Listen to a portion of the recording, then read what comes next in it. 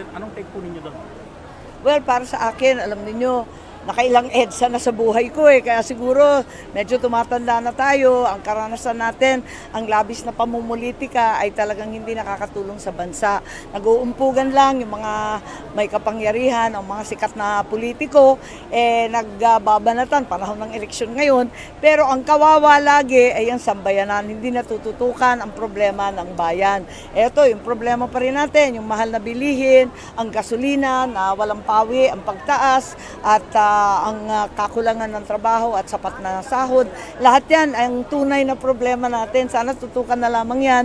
At yung pamumulitika, isang tabi na muna. Meron namang eleksyon di bumoto sa eleksyon, pero yung tuloy-tuloy na umpugan ng malalaking tao, tigilan na muna. Kung ambisyoso, malayo pa ang 2028, lubayan natin.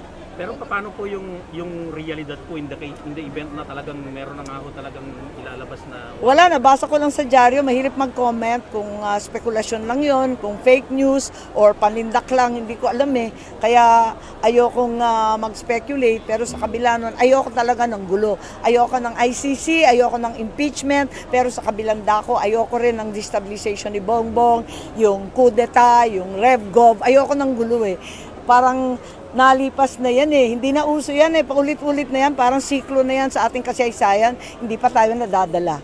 Kailan po yung huling pag-uusap ninyo with Dutertes, kahit sino po sa kanila? Well, kung minsan nagte-text si Inday Sara at yun nga, namomroblema naman yung tao kaya hindi ko naman ginugulo.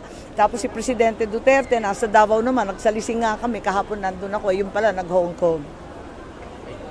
Thank you, Senator. Thank you.